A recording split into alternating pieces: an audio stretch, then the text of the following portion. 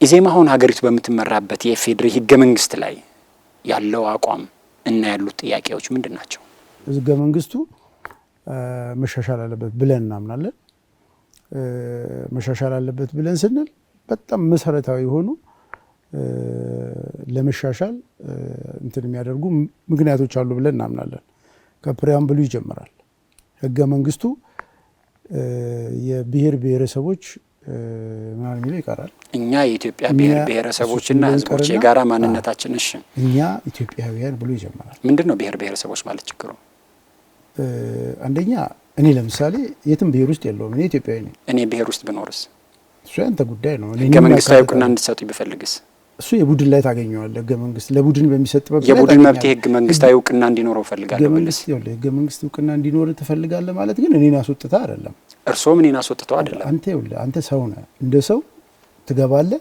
መቧደን ስትፈልግ ደግሞ ቡድን ውስጥ ታገኛለህ። አንተ ጊዮርጊስ ደጋፊ የቡና ደጋፊ ልትሆን ትችላለህ። እኔን ግን አስገድደ የቡና ወይም የጊዮርጊስ ደጋፊ ማድረግ አይችልም። አሁን የምትለው እንደሱ ነው። ስለዚህ አንተ በቡድን ስትደራጅ የቡድን መብት ይሰጣል እዛ። እንደዚህ ጋር ግን ሁላችንም ተቆጥረን የጋራ ኮመን ዲኖሚኔተር ይኖረናል፣ ዜግነታችን ነው። ስለዚህ እኛ ኢትዮጵያውያን ተስማምተን የሰራናት ሀገር ነች እንጂ ያለችው የሆኑ ቡድኖች ተሰማርተው አንደኛ ሲጀመር ኢትዮጵያ የስንት ሺህ ዘመን ታሪክ ያላት ሀገር እነ ብሔር ብሔረሰቦች ተሰብስበው የሰሯት ሀገር አይደለችም። ሲጀመር በስህተት አይደለም አውቀው በድፍረት የጻፉት ነገር ነው። ይህንን እንደ እውነት አድርገን ልንከራከርበት አይገባም። ይህን እንደዚሁን ዘለውና ወደሚቀጥለው ስንሄድ ኢትዮጵያ የመንግስት አደረጃጀቷ ፕሬዚደንሻል እንዲሆን እንፈልጋለን ስንል ከዛ በኋላ ያለው የመንግስት አወቃቀር በጠቅላላ የሚቀየር ይሆናል ማለት ነው። ምናልባትም ከኢትዮጵያ ህገ መንግስት ውስጥ በጣም ጥሩ እና ሊቀር ይገባል ተብሎ ቢኖር ይጠቅመናል ብለን የምናስበው ስለ ሰብአዊ መብት የዲሞክራሲያዊ መብቶች ምናምን የተቀመጡበት የክልሎች ራስን በራስ የማስተዳደር መብት ምን ጥርጥር አለው ታች ድረስ እንዲወርድ እንፈልጋለን። እሱን እናደርጋለን እስከሚለውን አይኖርም። ለምን ነው አንቀጽ 39 የብሔር ብሔረሰቦች የራስን በራስ የማስተዳደር መብት እስከ መገንጠል ለምን ነው የምትፈሩት? መፍራት አይደለም። አንድ ሰው ይሄንን ዲፌንድ የሚያደርግ ሰው ደፋር መሆኑን የሚያሳየን ሚስቱን ሲያገባ የደበርሽን ቀን እፈታሻለሁ ብሎ የሚፈርም ጀግና የኛውንም ጀስቲፋይ ያደርጋል። ያገባት ቀን ለመፍታት እና አብሮ መኖር ባይችሉ ለመፋታት የሚያስችላቸው ህግ መኖሩ ፍቹን ቀላል ያደርገዋል አይደለም? እሱን የሚያደርግ ጀግና የሚያገባት ቀን ወይም ስታገባህ እሷ ይሄንን አርጊው የምታደርገው ሴትዮ ስታገባህ ስትደብረኝ ይፈታሃለሁ ብላ እዛ ጋር ጽፋ ከፈረመችልህ ዳቱል ቢ ፐርፌክት አርጊውመንት። ህጉ እኮ የወጣው ባትስማሙ እንዳትጨራረሱ በዚህ መንገድ ተወጣላችሁ ለሚል ነው። አንቀጽ 39 በዛ መንገድ ነው የተቀመጠው። እሱን ይሄንን የጻፉት ሰዎች ቅድም ጀመርኩልህ እኮ ስንገባ ፕሪያምብሉ ላይ እኛ ብሔር ብሔረሰቦች ብለው ያልሰሩት ቤት ሰርተናል ብለው ሲቀመጡ በኋላ ደግሞ የሚወርሱት ቤት በኋላ ስንወጣ እንወርሰዋለን የሚል የውርስ ሰነድ ነው ያዘጋጁት። ፕሬዚደንሻል ስርዓት ማድረግ የአንድን ሀገር ህዝብ ጥያቄ የሚመልስና የዲሞክራሲ ስርዓትን የሚያጸና ነው ብላችሁ ታምናላችሁ? ብቸኛው አይደለም ግን ለኮንሰንሰስ ኢትዮጵያ ፕሬዚዳንታዊ ስርዓት ባለመጠቀሟ ነው ዲሞክራሲያዊ ስርዓት ኢትዮጵያ ውስጥ ያላበው ብላችሁ ታስባላችሁ? አንዱ ነው ስምምነት የሌለን እንዳይኖረን ያደረገው አንዱ ነው ብለን እናምናለን። ፕሬዚደንሻል ስርዓት በሚጠቀሙት ኡጋንዳ፣ ፕሬዚደንሻል ስርዓት በሚጠቀሙት ኬንያ፣ ፕሬዚደንሻል በሚጠቀሙት ሩዋንዳ ውስጥ ከኢትዮጵያ አንፃር እነሱ ጋር ያለ እኛ ጋር የሌለ ብላችሁ የምታቀርቡት አሉ? ከዲሞክራሲ ስርዓት አንፃር ዲሞክራሲ ሀገር ሆነዋል እነዚህ ሀገራት ፕሬዚደንሻል በመጠቀማቸው። ኬንያ እና ጋና ምርጥ ዲሞክራሲ ገንብተዋል። መሪዎቻቸውን ቢሳሳቱም ራሳቸውን ይመርጡት። ቢሳሳቱ መሪያቸውን ይመርጣሉ። ከዛ በመረጥከው መሪ ተሳስተህ ዲሞክራቲክ ባይሆን የራስ ስህተት ነው፣ ኃላፊነት ትወስዳለህ። ባልመረጥኩት መሪ ወይም ደግሞ በውክልና ውክልናውም የራሱ ችግር አለበት ፕሮፖርሽናል ባልሆነ ለምሳሌ 25% የመረጠው ሰው 75% ያልመረጠው ተወካይ ተብሎ ሄዶ እንደገና ደግሞ እሱ መርጦልህ የምትመጣው መሪ አይሆንም። ፕሬዚደንሻል ሲስተም በማድረግ የዚህን ሀገር የዲሞክራሲ ስርዓት በጣም በተሻለ ሁኔታ እንዴት እንደሚያሻሽለው ታውቃለህ? 50+1 ለምሳሌ ኢትዮጵያ ውስጥ 50+1 የሚሆን የማንነት መገለጫ ለምሳሌ ኦሮሞ፣ አማራ ትልልቆቹ የምትላቸው በራሳቸው 50% አይሞቱ። ፕሬዚደንሻል ሲስተም የመረጡ ሀገራት የግለሰብ አምባገነንነት የተከለባቸው ሀገራትን ለምንድን ነው ምሳሌ አድርጋችሁ የማትጠቅሱት? ግብጽ እንደዚህ አይነት ችግር ነው ያለበት፣ ዩጋንዳ እንደዚህ አይነት ችግር ነው ያለበት። አንዳንዶቹ ሀገራት እድሜያቸው ከገፋ በኋላ በህገ መንግስት የተቀመጠውን የፕሬዚዳንት ስርዓት ነው። ስለዚህ ለዚህ ነው ፕሬዚዳንሻል ሲስተምን እንዴት እንደ ጋራንቲ አድርጋችሁ ታቀርቡታላችሁ? አይደለም አላልንም። እኛ ይኸውልህ አንዱ እንዲሻሻል የምንፈልገው እሱ ነው አልን እንጂ ከዛ በኋላ ፕሬዚዳንቱን እንዴት አድርገህ ትቆጣጣለህ? ገደብ ታስቀምጣላችሁ? የስልጣን ገደብ ፕሬዚዳንት ምን ያህል ጊዜ እንዲመረጥ ታደርጋላችሁ? ዝርዝር ኪስ ይቀዳል። በቀላል በአንድ አረፍተ ነገር መናገር ይችላል። የውጭ ጉዳይና ብሔራዊ ደህንነት ላይ አሁን ትልቁ አንኳር ነጥብ የባህር በር ጉዳይ ነው። የባህር በር ጉዳይ ላይ የኢዜማ አቋም ምንድን ነው? የኢዜማ አቋም ግልጽና አጭር ነው። ኢትዮጵያ በጣም ብዙ የባህር አማራጮች እንዲኖራት ያስፈልጋል። 5 አካባቢ ያስፈልገናል ብለን እናስባለን። ኢትዮጵያ በጣም ትልቅ ሀገር ነች። አንደኛው ከኤፊሽንሲ አንጻር 5 የባህር በሮች ያስፈልጋል። የባህር በር ነው ኮሜርሻል ወደብ ነው 5 ያስፈልጋል ያላችሁት። ልጨርስ 5 ያስፈልገናል እንላለን። ቢያንስ ግን አንዱ ግን ሉዓላዊ የሆነ የራሳችን ኦነርሺፕ ያለበት እንዲሆን እንፈልጋለን ነው መንፈስታችሁ ላይ። በሶማሌ፣ በኬንያ፣ በሱዳን አማራጭ የባህር በር አጠቃቀማችንን በማበጀት አማራጮቻችን እናሰፋለን ይላል። ኤርትራ አልተጠቀሰችም። ከኤርትራ የምትፈልጉት የባህር በር የላችሁ? የኛ ነው ስለብለን ስለምናስብ ኤርትራ ነው የኛ ብላችሁ የምታስቡት? ግን እኛም ኤርትራም የኛ ነው ብለን የኛ ነው አይደለም፣ እነሱ የኛ አብረንን ብለን ነው የምናስበው። ኦነርሺፕ አይደለም። ኤርትራ እንደ ሉዓላዊ ሀገራት አትመለከቷትም ወይም ደግሞ እውቅና ሰጣቱም ኤርትራን?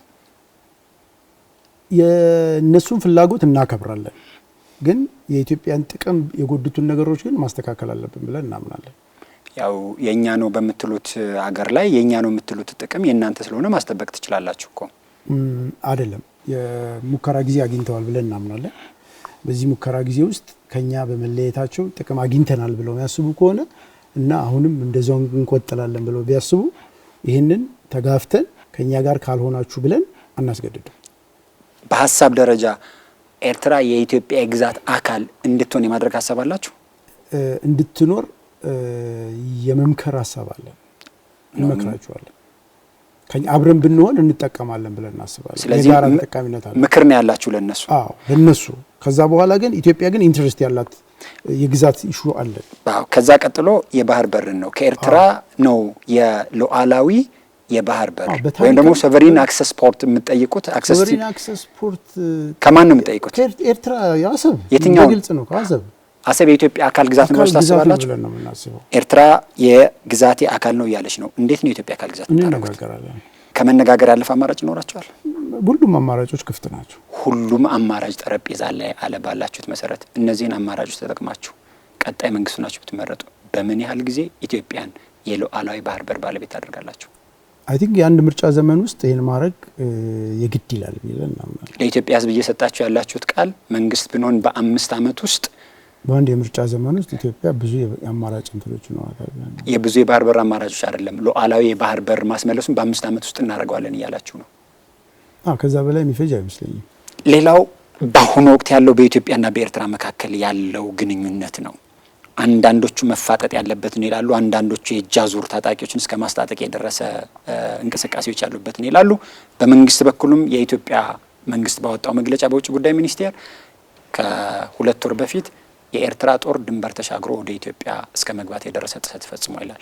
እንዲህ ያለ ሁኔታ ውስጥ ያለውን የሁለቱን ሀገራት ግንኙነት መንግስት ብትሆኑ ምን በማድረግ ታስተካክሉታላችሁና ወደ ምን ትመልሱታላችሁ? ከኤርትራ ጋር ያለን ግንኙነት በአብዛኛው እየተወሳሰበ ያለው በሀገር ውስጥ ባለው ችግር ምክንያት ነው የሚል እምነት አለ። ቅድሚያ ሰጥተን የምናርቀው የሀገር ውስጡን ነው ብለን እናስባለን። የሀገር ውስጥ የትኛውን ችግር? በተለይ ትግራይ አካባቢ ያለው ችግር ከትግራይ ህዝብ ጋር በመነጋገር አጉራ ዘለል እያሉ የሚያስቸግሩትን ደግሞ ስርዓት በማስያዝ ትክክለኛውን እንትኑን መያዝ አለበት ብለን እናምናለን። እሱን ቀድመን ማጠናቀቅ ያለብን የቤት ስራችን ነው ብለን አሁን ካለው ችግር ውጭ አሁን የእናንተ አቋም በራሱ እኮ በኢትዮጵያና በኤርትራ መካከል ችግር እንዲኖር ምክንያቱም እናንተ በማኒፌስቶአችሁ እርስዎ በንግግር እንደገለጹኝ አሰብን እናስመልሳለን የምትሉ ከሆነ ይህን አቋም ይዛችሁ ከኤርትራ መንግስት ጋር እንዴት ሰላማዊ ግንኙነት መሰረቱ ትችላላችሁ? እንደሱ አይነት ጉዳዮች በሚኖሩበት ጊዜ እንዴት ሰላማዊ ግንኙነት ይኖረናል? ሰላማዊ ግንኙነት እንዳይኖረን አይደለም፣ በጋራ ተጠቃሚነት መንፈስ ነው የምንሰራው ነው። ኤርትራ ሉዓላዊ ግዛት የምትለውን እኮ የኢትዮጵያ ሉዓላዊ ግዛት አካል መሆን አለበት እያላችሁ ነው። መጀመሪያውን ይህን ስትናገሩ እኮ ነው ግንኙነታችሁ የሚበላሽው። አይበላሽም። ለምን ይበላሻል? እነሱ ባዶ ወደብ ይዘው ቁጭ ምንም ይሁን ግን የሉዓላዊ ግዛታችን አካል ነው ብለው ያምናሉ። ኦኬ እሱ ማኔጅመንት ነው፣ ውይይቱ ነው። እንዴት ተደርጎ ውይይት ይደረጋል፣ እንዴት ይሆናል የሚለው ነገር ነው የሚሆነውና እሱን ከኤርትራ ጋር የምንነጋገረው። ማንፌስቷችሁ ላይ የሶማሌላንድ ላይ ያለው ምቹ ሁኔታ በአግባቡ በመጠቀም አማራጭ ወደ መጠቀምን ማስፋት ያስፈልጋል። ማንፌስቷችሁ ምንድነው? ሶማሌላንድ ውስጥ ያለው ምቹ ሁኔታ ሶማሌላንድ ውስጥ ያለው ምቹ ሁኔታ ለኢትዮጵያ በተለይ ለደቡብ ምስራቅ አካባቢ እንትኖች ቅርብ የሆነ ወደብ ነው። ስለዚህ እሱን የመጠቀም ምቹ ሁኔታ ነው። ለምሳሌ ድርድር ተጀምሮ የነበረውን ድርድር ሪቫይታላይዝ ማድረግ አንዱ ምቹ ሁኔታ ነው። ሶማሌላንድ በድርድር ኢትዮጵያ የምትፈልገውን የወደብም ቢሆን በኮሜርሻል በሊዝ የሚሰጥ ቤዝም ቢሆን ለመስጠት የሀገርነት እውቅና ትፈልጋለች። እናንተ መንግስት ብትሆኑ መጀመሪያ ጠረጴዛችሁ ላይ የሚቀመጠው ጥያቄ የሶማሌላንድ የሀገርነት እውቅና ነው። ምንድን ነው ምላሻችሁ ያኔ?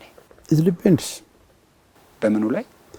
ከፕሮፐር ሶማሌ የተሻለ ሰጣለሁ ካለች የኛውን መስጠት ነው ያኛውን አለመስጠት ነው የሚባሉትን ነገሮች ይዘን ነው የምንደራደረው። በነገራችን ላይ እንደነዚህ አይነት ውይይቶች አብዛኞቹ በሚዲያም በእንትንም ለውይይት የሚቀርቡ አይደሉም። በሚስጥር መያዝ ነው የምትፈልጉት? አዎ። የኢትዮጵያስ በዚህ ጉዳይ ላይ አቋማቸው ማወቅ ቢፈልግም በሚስጥር የተያዘው የበለጠ ይጠቅመዋል ብለን እናምናለን። የግብጽ መንግስትን በተመለከተ ከታሪካዊ ጠላት ትርክት ባሻገር ብላችሁ አስቀምጣችኋል። በግልጽ ጥያቄ የውጭ ጉዳይ ፖሊሲያችሁ ላይ መንግስት ስትሆኑ ሀገራትን ታሪካዊ ጠላት፣ ታሪካዊ ወዳጅ ብላችሁ የመፈረጅና በሰነድ የማስቀመጥ አካሄድን ትከተላላችሁ። ይሄ ያን ይጠቁማል። አዎ። በብዙ ሀገራት ታሪካዊና ታሪካዊ ወዳጅና ጠላት ተብሎ ማስቀመጥ በዲፕሎማሲ ሀገራቱን የምናይበት መንገድ እንዳልተለወጠና ለዘላለም ከነሱ ጋር በመፋጠጥ እንኖራለን የሚል ትችት ይቀርባል። እንደዛ አይነት ምንም በመጀመሪያ በስማቸው እንጠራቸዋለን። ከዛ በኋላ ያንን ስም ለመቀየር የሚያስችል አካሄድ ከተከተሉና ለምሳሌ ከግብጽ ጋር ግብጽ የኢትዮጵያ ታሪካዊ ጠላት መሆኗን ጮክ ብለን ልንነግራት ይገባል ብለን እናምናለን። በፖሊሲ ደረጃ ታስቀምጡታላችሁ ወይ? ምን ይጠቅማቸዋል? በፖሊሲ ደረጃ ማስቀመጥ ነው።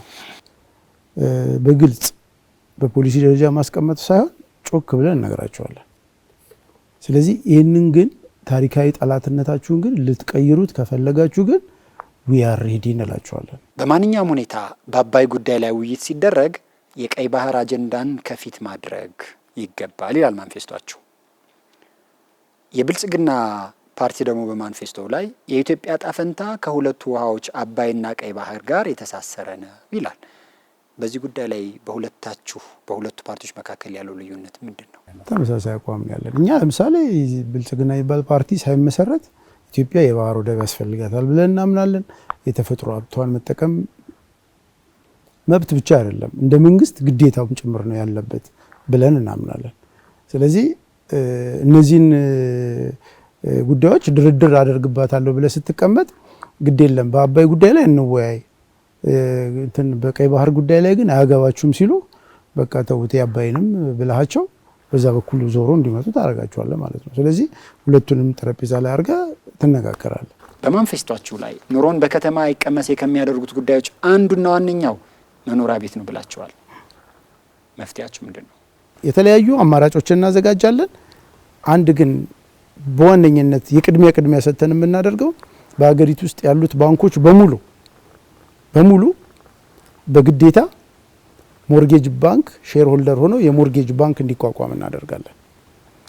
ይሄ ሞርጌጅ ባንክ ሲቋቋም መንግስት ያለውን ቢሊየንስ እዚህ ውስጥ ሞርጌጅ ባንክ ውስጥ ያስገባል፣ ባንኮቹ እዚህ ውስጥ ያስገባሉ፣ ቆጣቢዎች እዚህ ውስጥ ያስገባሉ። ይሄ ፑል ለቤት ስራ ብቻ ይውላል። ይህንን ፑል በምታሰፋበት ጊዜ የውጭ የሞርጌጅ ድጋፍ የሚሰጡ የረጅም ጊዜ ብድር የሚሰጡ ባንኮችም እዚህ ውስጥ ጆይን የማድረግ ኢንተረስት ያደርባቸዋል። የባንኩ ማቋቋሚያ ካፒታል ከባንኮች በሚሸጥ አክሲዮን ነው ማለት ነው? አዎ፣ ባንኮች በግዴታ ከሚያዋጡት። አሁን ኢዜማ ማለት ሲፈልግ ኮሚኒስት ይሆናል ማለት ነው። ያስገድዳል። ጥያቄ የነበረው እሱ ነው። ያስገድዳል። አስገድዶ ባንኮቹን ለዛ ነው ማለት የምታስገድዱት ከያዛችሁት እሳቤና ይህንን የማህበራዊ ፍትህን ሰዎች መኖሪያ ቤት ይገባቸዋል የሚለውን ነገር ለማሳካት አቅም አለው ብሎ የምናስበው ካለ እናደርጋለን ማለት ነው። ጠቅላይ ሚኒስትር ኃይለማርያም ደሳለኝ መሪ እያሉ እርስዎ የህዝብ ተወካዮች ምክር ቤት አባል እያሉ ያቀረቡት ጥያቄ ለጠቅላይ ሚኒስትሩ በ1997 የተመዘገቡ በአጠቃላይ የጋራ መኖሪያ ቤት ልማት ውስጥ ከተመዘገቡት ውስጥ የመጨረሻው ዕድለቢሱ ቤት የሚያገኘው መቼ ነው ብለው ነበር። አሁን እኔና እርሶ እዚህ ቁጭ ብለን እያወራን ልክ እንደሆንኩ አልገባ። የኔ ጥያቄ 600,000 የአዲስ አበባ ነዋሪዎች ተመዝግበውና እየቆጠቡ እስካሁን ቤት አላገኙም። ጠቅላይ ሚኒስትሩን የጠየቁትን ጥያቄ ልጠይቆት ነው። እናንተ መንግስት ብትሆኑ የመጨረሻው ዕድለቢስ መቼ ነው ቤት የሚያገኘው? በመጀመሪያ ደረጃ እንደዚህ አይነት ስህተት አንሰራም እኛ። ስህተቱን ማን የሚስራው? መንግስት ሆኖ ይሄን ስህተት ትረከቡታላችሁ? እንረከበዋለን።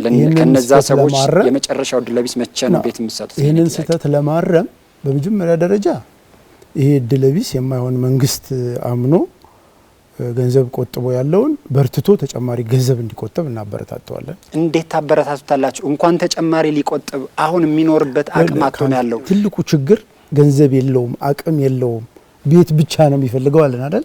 ስለዚህ ቤት ብቻ በመፈለግ አይገኝም። ስለዚህ ምንድነው የምናደርገው?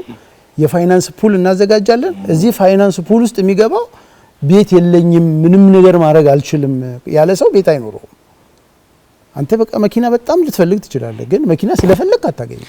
20 በመቶን ካሁን በፊት በነበረው መንግስት ጋር ውል በገባሁት መሰረት 20 በመቶን ብቆጥብ እና ይሄንን መንግስት ስትሆኑ ይሄንን ችግር ማብራችሁ ለምትወርሱት እንደዚህ አይነት ስህተት አንሰራ። ኦሬዲ ለመንግስት አምኜ ገብቼ እናንተ መንግስቱ ናችኋል። እኛ አይደለም ይኸውልህ፣ አሁን አዲስ መንግስት ብንሆን አይደለም።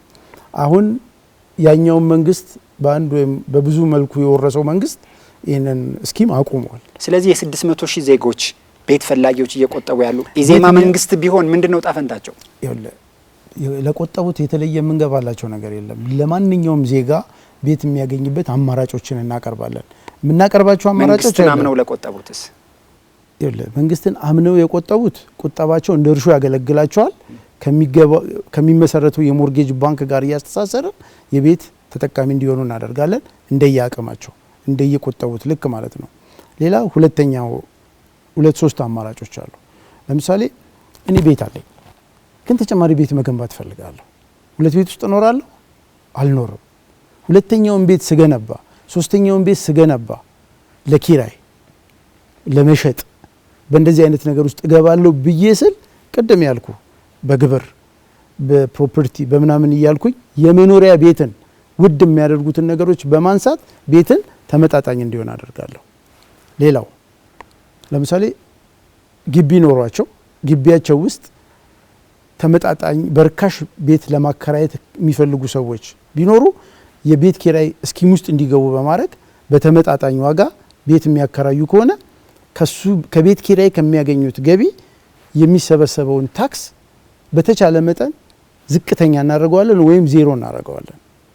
በዚህ ምክንያት ሰዎች የቤት ባለቤት ብቻ መሆን አይደለም ያለባቸው፣ ቤት ተከራይተው መኖርም የሚችሉበት እድል ነው የሚኖራቸው ማለት ነው። በኢኮኖሚ ብዝሃ የኢኮኖሚ አማራጮችን ትጠቀማላችሁ። በውጭ ጉዳይ በተለይም በብሔራዊ ደህንነትና በባህር በር በተመለከተ አማራጮችን ማስፋትና ሉዓላዊ ባህር በር ኢትዮጵያ እንዲኖራት ትፈልጋላችሁ። በከተማ ልማት ፖሊሲያችሁም በተመሳሳይ መንገድ ከተሞችን ማስፋትና ከተሜነትን ማስፋፋት ትላላችሁ። በርዕዮተ ዓለም አንታሰርም ትላላችሁ። የቀይ ባህርና የአባይን ጉዳይ ሁለቱንም በጋራ ላይ ድርድር እናቀርባለን ትላላችሁ። ይሄን ሁሉ ብልጽግና ይለዋል እና ለምን አትዋሃዱም? እንዲህ አይነት አንድ አይነት ሀሳብ ካላችሁ ከብልጽግና ጋር እንደ ኢዜማ ፓርቲ ስንመሰርት ለኢትዮጵያ ምድር የሚያስፈልጋት ብለን ጥያቄ እንጠይቃለን። ለምሳሌ አንዳንዶቻችን ብልጽግናን ከመሰረቱ ሰዎች ጋራ ፐርሰናሊ ቅርብ ልንሆን እንችላለን እና ብልጽግናን የተሻለ ለማድረግ እዛ ብልጽግና ብንገባ ብለን ለማሰብ ምናምን በጣም ቅርብ የመሆን እድል አለን። ግን ኢትዮጵያ ውስጥ የመድበለ ፓርቲ ስርዓት ያስፈልጋል ብለን እናንተ ለመድበለ ፓርቲ ስርዓት መኖር ነው ያላችሁት ወይስ ከፓርቲው የተለየ አቋም ይዛችሁ ተፎካክራችሁ ለማሸነፍ ነው ያላችሁት? ኢቭን የውህደት ኢሹ ጋር የሚያዳርሰን አንድነት የለንም። ለምሳሌ ቀደም ሲል በኢኮኖሚ ፖሊሲያችሁ ተመሳሳይ ነው። በሱ ሁሉ ተመሳስለን አንድ የምንለይበት ጉዳይ ካለ ኢትዮጵያ መድበለ ፓርቲ ስርዓት ያስፈልጋታል። ለመድበለ ፓርቲ ስርዓት መኖር ብቻ ስንል እንኖራለን። ለመድበለ ፓርቲ ስርዓት ብላችሁ መኖር አገር የሚመራ ፓርቲ ከማጅደብ የዘለለ ለህዝቡ ምንም ጥቅም እንዳይኖር ምክንያት አይሆንም። አይደለም እንደሱ አይደለም። አጃቢ ምናምን አይሰራም። እኔ አጠቃላይ ፐርስፔክቲቭን ነው እየነገርኩ ያለሁት። ለምሳሌ እኔ አሁን ደፍሬ የነገርኩህን የማይደፈሩትን ምናምን ነገሮች ብልጽግና ቢመጣ አይነግርህም። ምናልባትም እንደኛ ሊያስቡ ይችላሉ። ብልጽግና በዜግነት ፖለቲካ መዳረሻ ብሎ ሊያስብ ይችላል። ብልጽግና ይህንን አይነግርህም። እንደዚህ ነው ወደፊት ምናምን ሊል ይችላል። ስለዚህ እኛ የኛ መሰረታዊያን የምንላቸው የዜግነት ፖለቲካ ዲሞክራቲክ ፌዴራሊዝም ብለን ስንል አሁን እነሱ ፌዴራሊዝምን እንዴት አድርገው ሊያስተካክሉት እንደሚችሉት ምናምን ሊጨነቁ ሊጠበቡ አሁን ያለው ልክ እንዳልሆነ ሊገባቸው ይችላል። ግን ሌሎቹን ለማስታመም የሚወስዷቸው እንትኖች አሉ። እኛ ይህንን አናስታመም።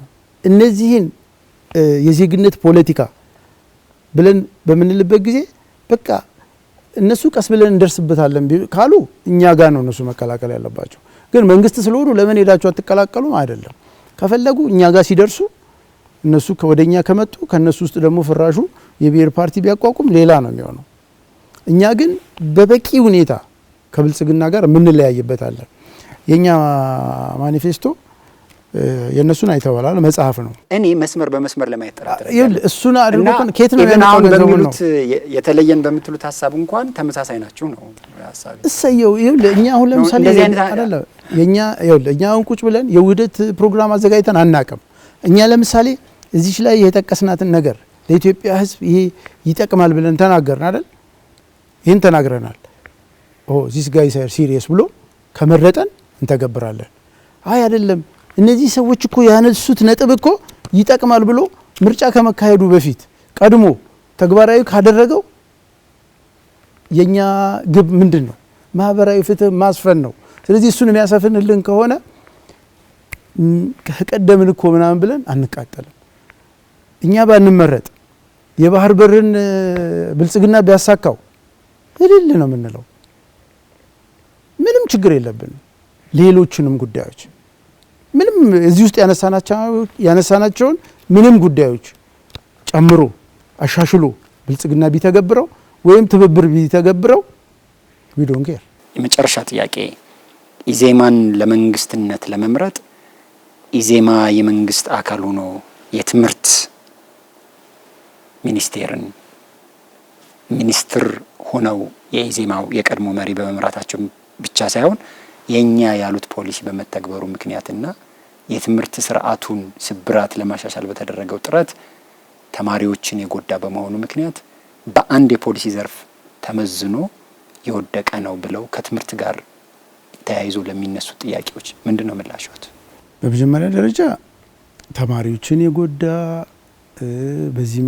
በዚህ ምክንያት ለተፈጠረው የተፈጠረ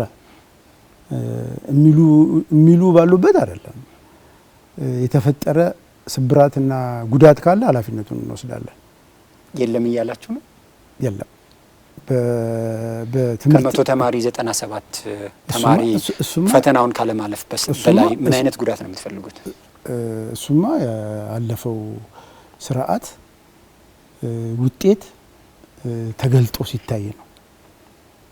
ያለፈው ስርዓት ውጤት ተገልጦ ሲታይ ነው። አሁን የተጀመረው ፖሊሲ ከኬጂ ምናልባትም ከፕሪስኩል ጀምሮ ኢምፕሊመንት እየተደረገው ያለው ስርዓት ውጤቱ የሚታየው ነገ በሚቀጥሉት 5-10 ዓመታት ሊሆን ይችላል። በትምህርት ላይ ያለው የኢዜማ ውጤትን ከዚህ በኋላ ነው የምታዩት ነው እያሉ ያሉት? ኢዜማ ብቻ ሳይሆን ኖት ኔሴሰርሊ ኢዜማ ብቻውን የሚወስደው አይደለም። የብልጽግና ያሁኑ በጋራ የሰራ ነው ስለሆነ ማለት ነው። ያሁኑ የኢዜማ መሪ አቶ ዩ መሳፍንት በአንድ ወቅት በሰጡት መግለጫ ላይ ትምህርት እየተመራበት ያለው ቃል በቃል ያሉትን ነው ያነሳው። ሚስኮት ነው የተደረገው። እኔ ቃል በቃል ልበልሎት አትበለም ትሸመድዳለህ አንተ። ሚስኮት ተደርጎ ሳይሆን ቃል በቃል ያለው ነው ለማለት ፈልጌ ነው። አይደለም በአጭር አገላለጽ የትምህርት ስርዓቱን በመተግበር ውስጥ ኢዜማ አስቦት ያልፈጸመው ነገር የለም። ቅድም እንዳልከው ነው። ቅድም ብዙ ነገሮች ጠቅሰ የለም እዚህ ጋርና እዚህ ጋር ትመሳሰላላችሁ፣ እዚህ ጋርና እዚህ ጋር ትመሳሰላላችሁ ብላል አይደለ? ልክ እንደዛ ነው። ልክ እንደዛ ለምሳሌ እኛ በትምህርት ፖሊሲያችን ላይ ያስቀመጥ ነው የትምህርት ፖሊሲ የኢዜማ ነው። ኢዜማ ሚኒስትር ሆኖ ከመሾሙ በፊት የትምህርት ሪፎርም ተጀምሯል፣ በብልጽግና ተጀምሯል። ትምህርት ሚኒስቴር ኃላፊነት በምንወስድበት ጊዜ እዛ ውስጥ ያንን ለመፈጸም የሚካሄድበት ፕሮሰስ ላይ ከኢዜማ ጋራ ኢዜማ የሚጠላው መደረግ የሌለበት ነገር ያኛው ፖሊሲ እንዲደረግ የሚያስገድደው ነገር የለውም። ስለዚህ ይሄኛው ተመሳሳይ ናቸው። አንድና ያው እንኳን ባይሆኑ ተመሳሳይነት ያለው ናቸው። በፍቅርና በትጋት የኛ መሪ የነበረው ስለዚህ ኃላፊነቱን ትወስዳላችሁ። ኃላፊነቱን እንወስዳለን። ስራውን ወስደን ኃላፊነቱን ደግሞ ለብልጽግና የምንሰጥበት ምንም ምክንያት የለንም። አቶ ግርማ ሰይፉ ለነበረን ቆይታ አመሰግናለሁ። ይሄም አመሰግናለሁ።